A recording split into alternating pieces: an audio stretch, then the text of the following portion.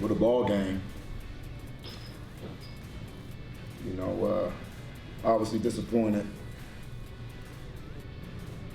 And we wanted to win this ball game like we want to win them all, and that didn't get done. It was a heartbreak in Houston. The Owls were this close to sealing a win against a team projected to take the conference. And the job doesn't get any easier with the 8-2 Cincinnati Bearcats waiting around the corner. And later, we'll take a look at two Owls who found themselves as teammates at a community college in Kansas. I'm Jake Gable, live at the practice facility, and you're watching Inside the Nest, which is live and starts right now.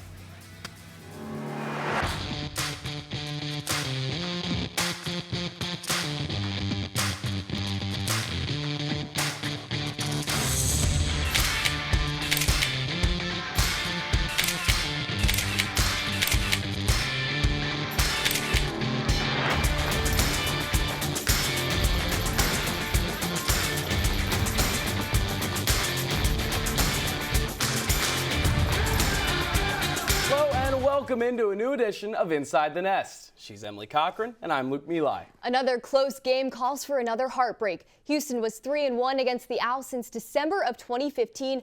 The Cougars had the chance to make it 4-1 in a game that came down to the final seconds. The Owls traveled to their fifth and final road game of the season, still looking for that first win away from the Link. They went down to Houston, Texas. Temple started hot with E.J. Warner finding David Martin Robinson for the touchdown on Temple's opening drive. It was his first receiving touchdown as an Owl in 5 seasons with the program. In the second quarter, the Cougars woke up. Clayton Tune made some big throws this weekend, but he also did it with his legs on this 16-yard rushing touchdown to put Houston ahead by 7. The Owls needed a response, and they got one from an unlikely hero. Punter and holder Mackenzie Morgan scored on a fake field goal. Temple's trickery made it a 1-point game.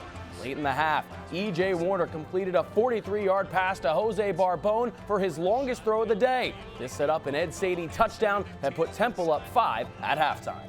It's now the second half, same score. Houston goes no huddle after the 56-yard punt by Rory Bell. Tune throws a 17-yarder down the middle to number 13 Samuel Brown for a first down. And another first down later, Tune hands the ball off to Snead, and he has a wide open route down the middle of the field. The 185-pound running back takes this one all the way down for a 23-yard gain and another Houston touchdown. The Cougars are up 21-19 and have the ball once again. Tune completes a short left to tight end Christian Trahan for 10 yards and 6 more points on the board. This time, the Owls have the ball, and with about a minute left in the third quarter, E.J. Warner fires one right back at these Cougars. He connects with a wide-open Ahmad Anderson Jr. for 5 yards and another Owls touchdown. Tune and Warner were going back and forth with these touchdowns all day. Take a look at this one. Tune passes another 10-yarder, but this time to star receiver Nathaniel Dell to put the Cougars up 35-26. Much later into the fourth, with just a minute and 25 left on the clock, E.J. Warner finds Zay Baines as he sneaks into the end zone. This was the redshirt freshman's first touchdown of the season. Temple now up by 1 point. Clayton Tune drops back with plenty of time in that pocket and delivers a 46-yard bomb to a wide-open Matthew Golden for the final touchdown of the day. The Owls back with the ball, but were unable to get the first down, and the clock eventually ran out. And that's your ball game. Temple loses in a close, heartbreaking matchup, 43-36. After winning the second half in back-to-back weeks, Temple was outscored 29-17 in the final 2 quarters to make the difference. Clayton Tune did his thing with nearly 300 yards and 4 touchdowns. Meanwhile, David Martin Robinson and Jose Barbone accounted for nearly half of E.J. Warner's 486 yards in the loss. Despite the heartbreaking loss, Stan Drayton recognizes rebuilding a program goes deeper than wins and losses, at least in year 1. I'm just so excited about the direction that we're going in, and great opponent in University of Houston, and got to give them credit that they did everything all the way to the end of the game to win that ball game, and we did not. So, again, very proud of our guys and the resilience and the fight that they got in them, and we're trending in the right direction for sure, and I'm very excited about the future and extremely happy to be these young men's coach. So yeah, I mean, my confidence doesn't change no matter if I threw a pick on the last drive or if I threw a touchdown. Just believing in myself, believing in the knowledge of the game and what my reads are and stuff like that. Just do my job and go out there, and my confidence doesn't waver at all. My confidence in my teammates does not. This was a heartbreaker in Houston, but the story of the game was these two quarterbacks, E.J. Warner, Clayton Tune, going back and forth with their talent. E.J. Warner has looked tremendous over the past few weeks, and in this game specifically, he threw for 486 yards, breaking the school record for passing yards in a single game. He also surpassed P.J. Walker's 2,084 passing yards all-time by a freshman in Temple history. So although the Owls had that loss, this was one of E.J. Warner's best performances of his career so far. And when you hear those numbers, you have to think that Temple won the game, but the reason they didn't was the defense. The defense couldn't get those crucial stops in the second half when they needed it most. 29 points allowed in the second half, 15 came in the fourth quarter, and this comes off a couple of weeks in a row where we saw Temple winning the second half, but they couldn't do it in this game. And when you're playing a team as elite as Houston with an elite offense like that, even if your own offense is rolling, if you're giving up score after score, eventually Houston will win any shootout. And in Stan Drayton's post-game press conference, it was clear that he had mixed emotions about this game. He recognized the team's overall performance and how they've improved since the beginning of the season. But at the end of the day, this was a close, heartbreaking game that would have undoubtedly changed the momentum and the energy going into the rest of this season and into these last two games against ECU and Cincy. And we've seen some of these hurt Stan before, and you've seen him show his emotions in the press conferences a bit. But I think this one hurt a bit more because so many guys had the best games of their career, and it still resulted in a loss. Look at the receiving game. David Martin Robinson, the tight end, had a career-high 114 yards. Zay Baines had a career-high 58 with a career-high 6 catches, a career-high 1 touchdown. And Jose Barbone had the third best game of his career. These guys were phenomenal. The offense stepped up. You mentioned what EJ did in this game, but it just wasn't enough in the end. And I think that's why it hurts just a little bit more. Now, most of the guys who set those highs are homegrown talent that have been in the Temple program from the get-go. But to build a good football team, Stan Drayton and his coaches had to look beyond what they had in the building. Inside the Nest reporter Jake Gable joins us live from Edberg Olson Hall to tell us more about a same-time transfer duo. Hey, Jake. Hey, Emily. Linebacker Jacob Hollins and safety Elijah Darreville have both had to transfer multiple times throughout their college careers. They found themselves at Garden City Community College last season and transferred into Temple this season. Playing football at a Division I program is a dream for many, but can be a long and difficult journey. For Jacob Hollins and Elijah Darreville, they both found themselves playing football at a community college last season. I'm really in the middle of nowhere, and I just kind of, told myself, like, this is the time to lock in now. The Garden City Broncbusters aren't your average JUCO team, however. Over 50 future NFL players have played at Garden City, most notably star wide receiver Tyreek Hill. That reputation is what drew Hollins and Darreville to Garden City, Kansas. Honestly, it was just trying to adjust and make the best decision for me and what I wanted to do with my future. It was difficult having to move schools a couple times, but ultimately it comes down to just playing football and developing relationships with the people that are there. Hollins would lead the Broncbusters in tackles last season with 56, and Darreville would lead the team with interceptions with 2. Hollins and Darreville would travel over 1,300 miles from Kansas as Broncbusters here to North Philadelphia as Owls. What brought me to Temple was just, Coach Drayton. He really showed that, he really cared about his players and that he was like more than just a coach. He was like a father figure, and that's what I wanted to go into. I didn't want to go into a program where my head coach would be just like a coach to me. I wanted somebody that could help me on the field and off the field. Maybe they didn't have all the resources that they have here at a place like Temple, and they appreciate it. They appreciate it. They appreciate the things that are set before them, and they don't take it for granted. Hollins and Darreville have both made immediate impacts this season. Hollins has 2 sacks on the season and forced a fumble last game against Houston, while Darreville has 27 tackles this year. I'm Jake Gable reporting live from the practice facility. Luke and Emily, back to you in the studio.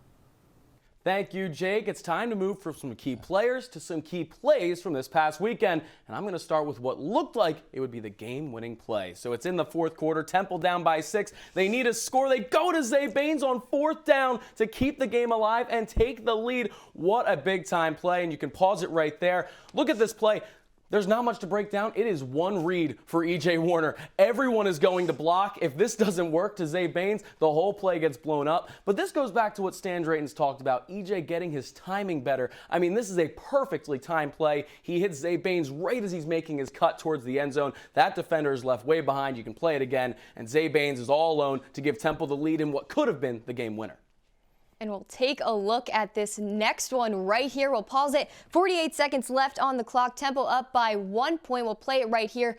Clayton Tune drops back with plenty of time in the pocket, delivers a 46-yard bomb to Matthew Golden right here for that game-winning touchdown. We'll play it one more time. Again, Clayton Tune has that protection in the pocket, and it doesn't take long for him to wind up and let that ball fly deep into Golden's hands. Golden does a great job at getting behind the defense, getting into the end zone, and getting wide open for his quarterback. Now that touchdown ultimately sealed Temple's fate, but the only reason Temple was still in the game was thanks to one of the best passing performances in Temple history. EJ keeps passing up PJ. EJ Warner's 486 passing yards set a new Temple single game record. He also set the new passing yards mark for a freshman season in Temple history, both moving him ahead of PJ Walker. Warner is now 36th in the country out of 130 D1 quarterbacks in passing, and he holds the highest mark for a true freshman in the country. Now sitting at the top of the list is Houston's Clayton Tune with 324 passing yards on the year. He also leads the AAC in passing touchdowns with 31. This Saturday, the Owls will be competing against a true pocket passing quarterback in Cincy's Ben Bryant. He's currently occupying that 5th spot with 2,602 yards on the year. E.J. Warner sits right under him, and UCF's John Rice Plumlee takes that last seat with 2,015. But keep in mind that the Knights are also a team leading the conference in rushing yards per game.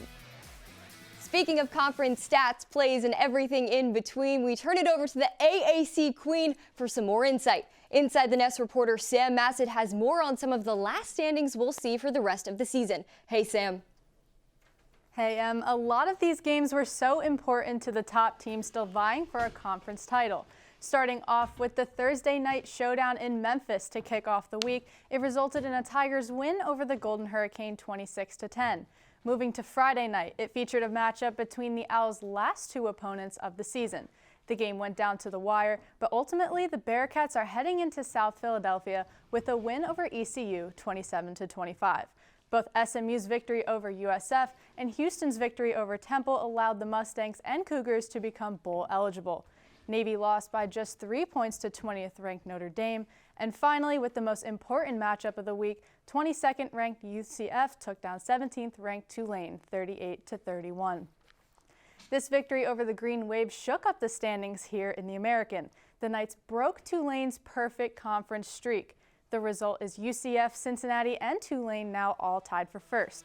SMU and Houston follow close behind with only 2 losses in the American.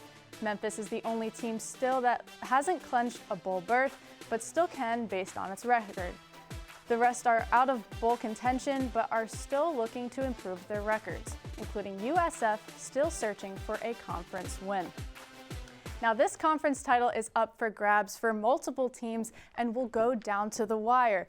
There are just 2 weeks left in regular season with a lot to play for. So Sam, you gave us a lot of information. Let's get right into it. Who's your favorite to win the AAC? Now all 3 of these teams has the talent to win, but I'm going to go with UCF. They are red hot right now. They're on a 3-game win streak, Tulane and Cincinnati being 2 of those.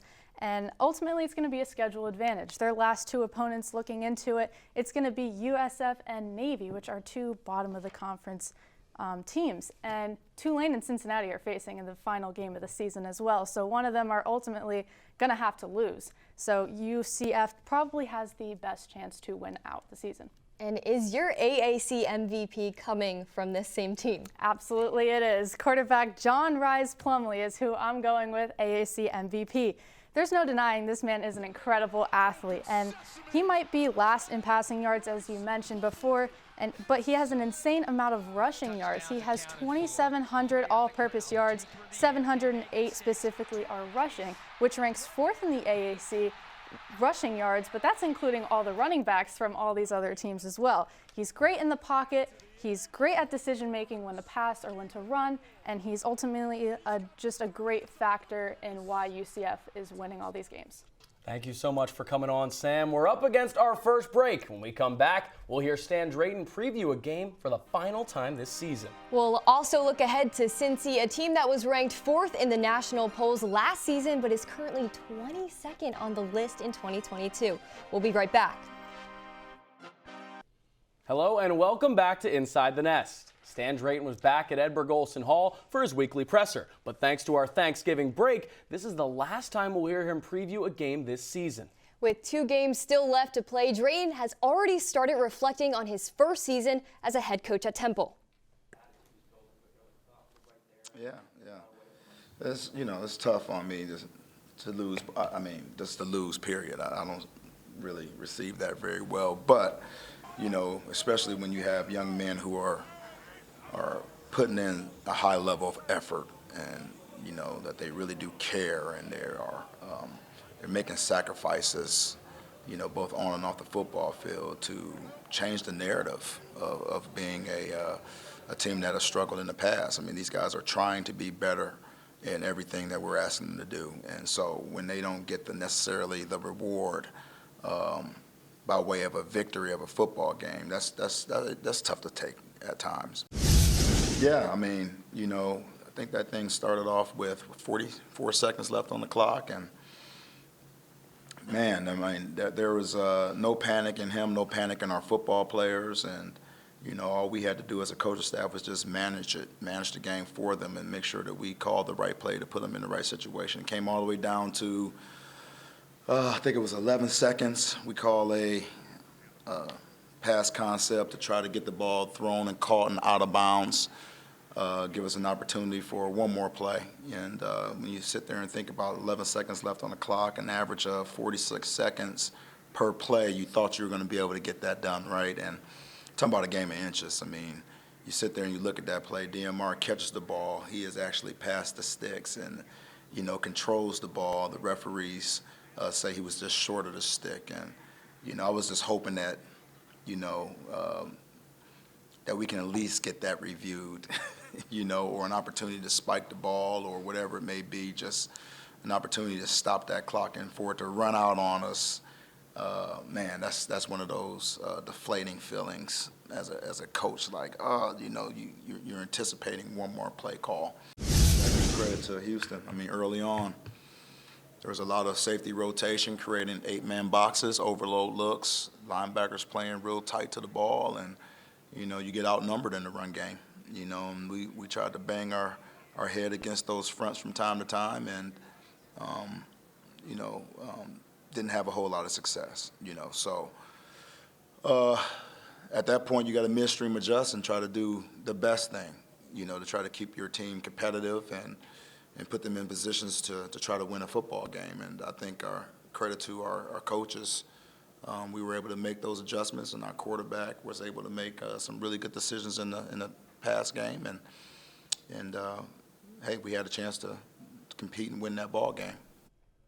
That was part 1 of Stan Drayton's presser, and what'd you take from it? He talked a lot about this last matchup against Houston, and he said as a head coach, he obviously doesn't like to lose in general, but he said this loss hurt so much more knowing how hard his guys worked and knowing how much they wanted this win. He said he's never coached a more resilient, driven team than this Temple one. He said he's coached other teams before that just don't care and who just don't want it as bad. So he said it hurt the most knowing that they weren't rewarded with this win when it came so close. And it hurts a lot just seeing how it ended on that final drive. Stan talked about it. In college, when you get a first down late, the clock stops. That's what Stan Drayton was anticipating on the play to David Martin Robinson, but the refs again said he was just short. Looking back at it, he clearly has a first down, and I think Stan Drayton has a gripe. He wasn't emphatic about disagreeing with the refs, but I think it's something that hurts a little bit more because he said it. You expect to have one more play, and you just didn't get it. That was taken from you, and I think that's notable because you don't ever see Stan Drayton go back and talk about the referees in these games.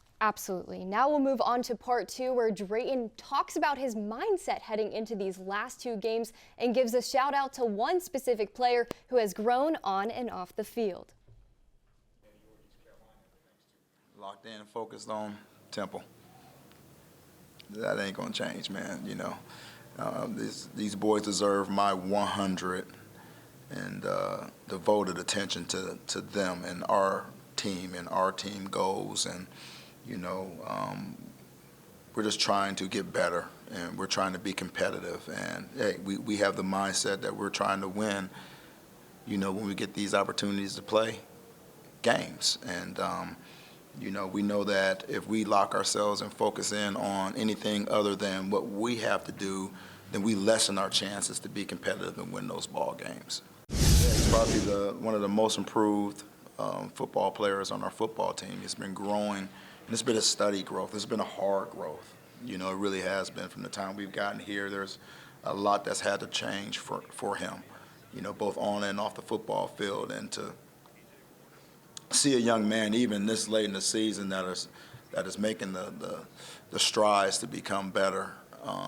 both on and off the football field, and to see him have the on-the-field success during the course of the game is a true testament of, you know, being a resilient individual who is finally let the guard down and trusting in his coaching, trusting in his development, and making some sacrifices, you know, as an individual.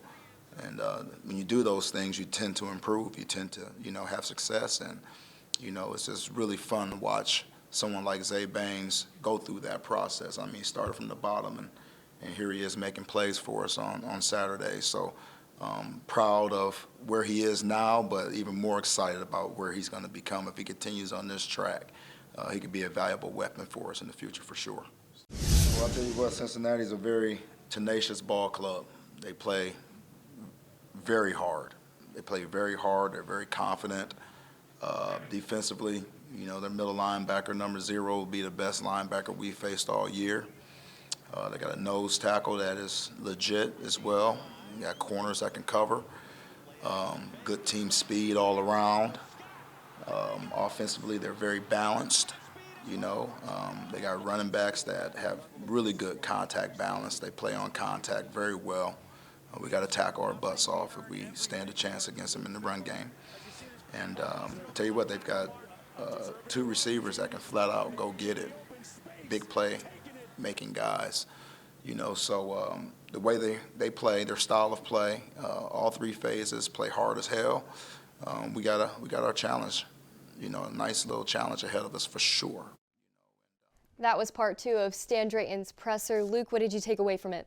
I loved hearing him talk about Zay Baines and his growth on and off the field. Zay Baines is a guy who wasn't really involved in the offense at the beginning of the season, but lately over the last month, he's been getting a ton of targets. He had, again, 6 catches and a touchdown this past week. Stan Drayton said he's listening to coaches, he's practicing harder, and he's sacrificing for others. These are things that you hear about guys that are buying into the culture. That shows me the culture's improving. When we had Adam Klein on here last week, he talked about when you play under Stan Drayton, he wants you to improve on the field, but also as a man. And that's what it seems like he's done with Zay Baines.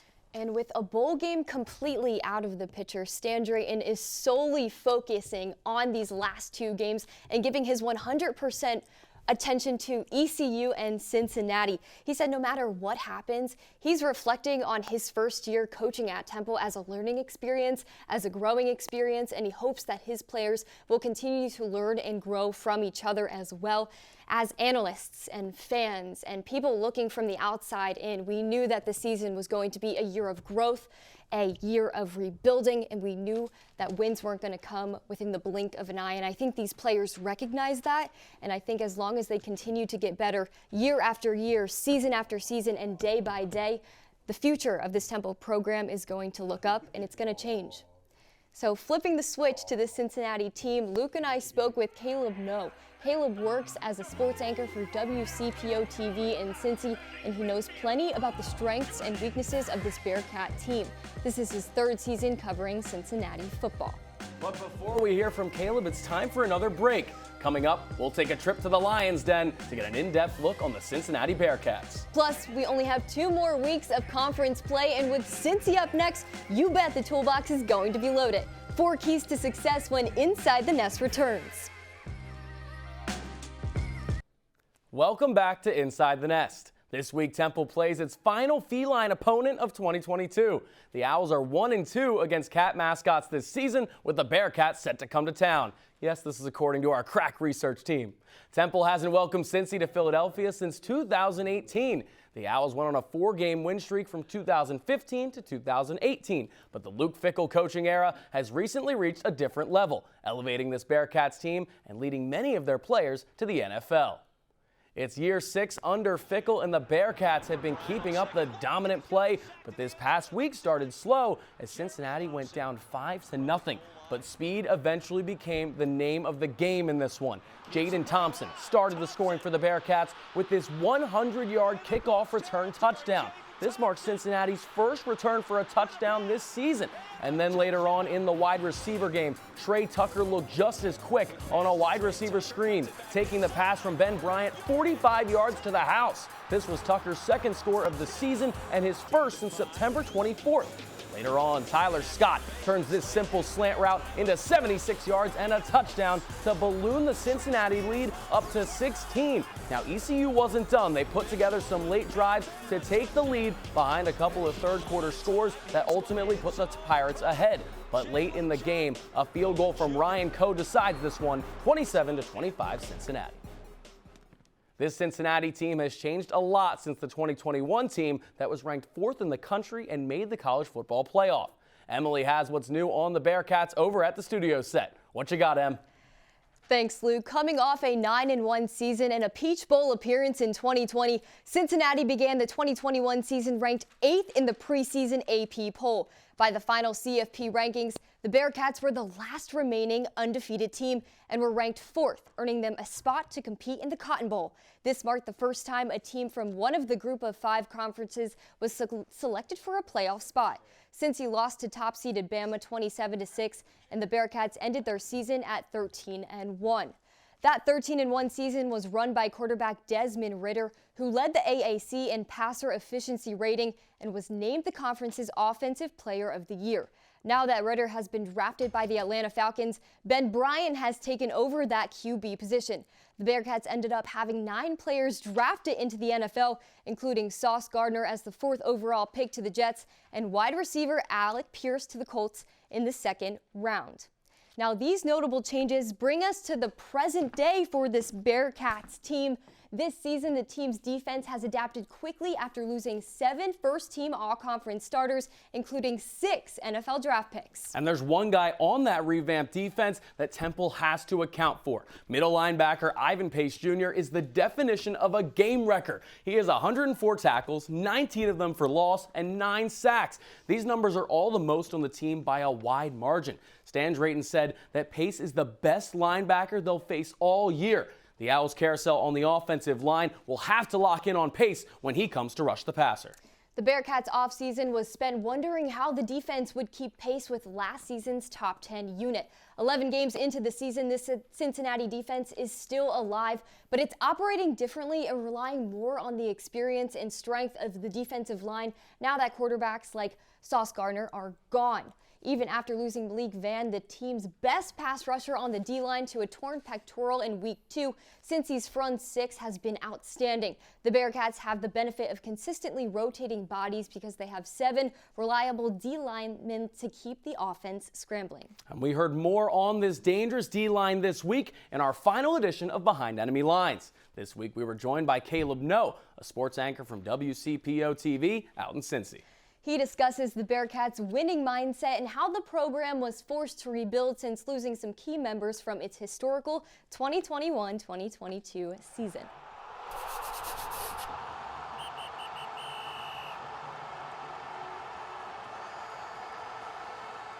In any conference, in any sport, when you get into that conference play, when you get into that portion of your season, it doesn't matter if you're playing in the American Conference or the Big 12, which is where Cincinnati's going next year, or if you're a Division II program playing at some other conference. When you get into those divisional games, the matchups they're just different, right? Those teams know you. They see you every single year. The players are familiar with each other.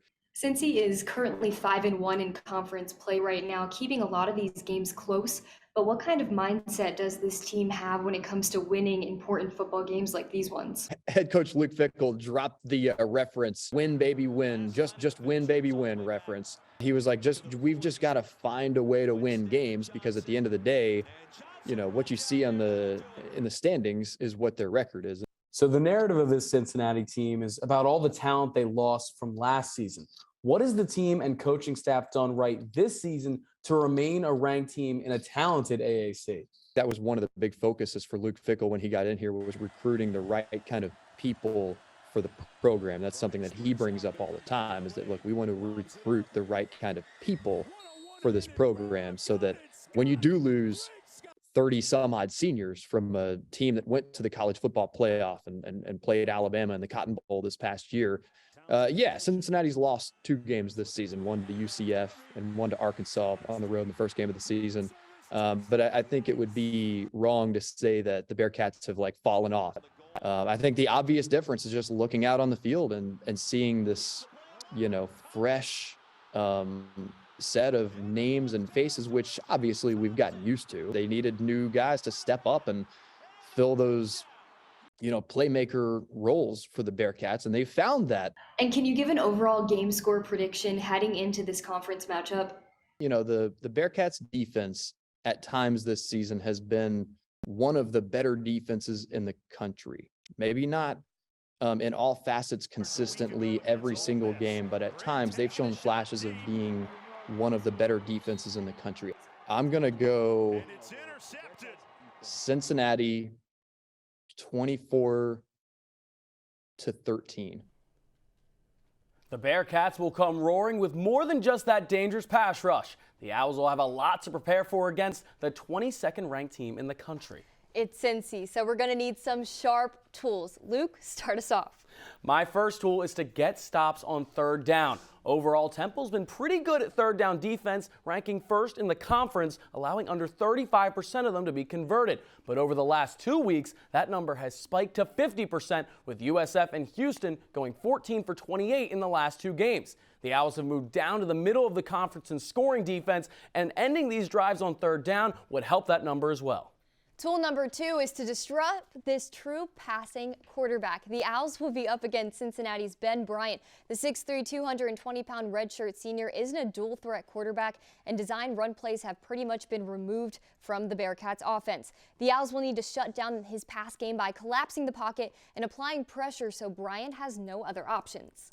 My third tool is to stop the run. If there's any downside to this productive defense, it's been their ability to stop the run. Temple's bottom 15 in the country in run defense. They've allowed over 200 rushing yards in 5 consecutive games. Cincy running back Charles McClellan has ran for over 700 yards this season, and he's averaging over 6 yards a carry through 10 games. It will take a lot to shut him down, but the Owls need to do it to hang in the game. Last tool for today, EJ needs to stay poised. This is a true freshman quarterback who has been trained to perform well under pressure. We saw his control and poise in the game against Houston. We need to see it again against the Bearcats. With a more consistent offense around him, it's going to be EJ's job to connect with his receivers and execute plays that will win the game. We've hit another break. When we come back, we'll tackle some big questions for Temple's future as we wind down the final stretch of the season. We'll go no huddle when Inside the Nest returns. Welcome back to Inside the Nest. With the 2022 season and the lifespan of our show winding down, this is a good time to take a look ahead at what's on the horizon for Temple when the final whistle blows on the season. Winding down quickly. 3 questions, 40 seconds each. Luke, start us off. All right, question 1. As we approach the end of the season, what should Stan Drayton's top priority be for the 2022-23 season? For me, Stan Drayton needs to focus on building around EJ Warner. If Warner is going to be the future of this Temple football team, recruiting more weapons around him will be crucial if we want to see more progress. The offensive line has been inconsistent all season, and up until a few weeks ago, EJ could only rely on a few receivers. Building around him will be key to unlocking his full potential. Now, I'm in the same realm. It's got to be through recruiting, but I'm looking at the D-line. Yes, the Owls have done a great job pass rushing this season, but as I mentioned earlier, 5 straight games allowing 200-plus yards on the crown. They need to get a big body up front to stop the run on short yardage downs. All right, question 2. What do we got? Which team will be the most impactful once it joins the AAC? Now, mine might be a dark horse, but I'm going with the North Texas Mean Green to see them step into the AAC. They will put up a lot of points, averaging nearly 36 per game. That's top 20 in the country. They'll be important for a league losing high-powered offenses like Houston and UCF. I'm going with UTSA, the team that has growing success in recent years, especially with a program best 12-2 record in 2021 that was capped by a Conference USA title. The team is currently 8-2 overall and 6-0 in conference play. If they continue playing good football, it's rumored that the team is projected to earn a spot by the next edition of the AP polls. So let's take a look at our predictions. Jake leads with a 10-0 record. Luke and Sam are tied up at 9-1, but I'm trailing at 8-2. Maybe I can find a way to pull into a second place tie. All right, Emily, you can start us off then. What's your prediction for this week? All right, I want to take a chance to see if I can pull into a tie with you and Sam, but I don't see an upset here. I have Cincinnati going 31-21. The Bearcats have kept all of their conference games very close this season, but always find a way to pull out with the new weapons they have on the field. With a lot of lost talent, I think Temple will be able to compete, but I don't think they'll pull out the win. I'm with you. I'm going with Cincinnati 34-27. This is one of the most talented teams that Temple will see all season. Cincinnati presents the ability to score rushing and passing the ball, and that balance is something that's hurt the Temple defense in every game this season. All right, Sam and Jake, what do you guys got? I'm feeling an upset for the Owls within one of the last 2 games of the season, but I don't think it'll be this one. I'm taking Cincinnati 28-20. The Bearcats have a lot of momentum coming off a big win against the Pirates and now returning to the AP polls. But don't count out the Owls. This team has fight in them, and Coach Drayton has been saying it for weeks. I don't believe we'll see a repeat of last year. How about you, Jake? I've got Cincinnati in this one, 27-21. I think Temple missed its chance at an upset last week against Houston because they're playing a better defense this week against Cincinnati. All of Cincinnati's games have been close, however, so I think Temple can make this one closer than most people think. We're up against our final break. When we return, we'll cross over from football to basketball. Inside the Nest, we'll be right back after this. Welcome back to Inside the Nest. Check out the football team in Houston. The players are watching men's basketball beat Villanova at their team meal on Friday. This reaction is priceless. Stan Drayton captured all the action and posted it all on Twitter for everyone to see. Now, as we start to approach the end of Temple's football season, we can't help but be excited about basketball season and Owl Sports Update in the spring. We're excited to announce that Courts in Session, our weekly basketball show, will return on Tuesdays in the spring live. Emily and I will be on the desk, and we'll be joined by Owl Sports Update anchor Brielle Berry to finish our Big Three. We'll bring you all the action on the court with both the men's and women's teams every Tuesday live at 12 p.m. on TUTV starting in mid-January.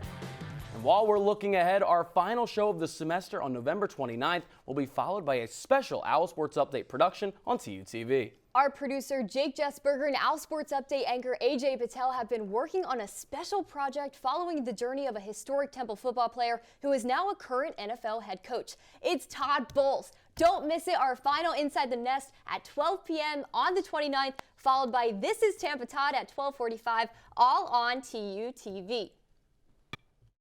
Defensive play of the night came when the blitzing All-America Todd Bowles hit the quarterback and the ball fell into the hands of linebacker. Really good. He's a big guy. He's a defensive back. I mean, he was a really great player, and when he got hurt, it kind of felt like a gut punch to the team because we knew we were going to be without really one of the best players in the nation. And it was kind of unfortunate because I'm sure he would have gotten drafted mid to high rounds. His journey in the NFL would have been a lot easier. It's not easy being a rookie free agent. 2020 hindsight, he wouldn't trade it for anything. That's all the time we have today. We'll see you one last time after the break. For Luke Emilie, I'm Emilie Cochran. Have a lovely weekend, everybody.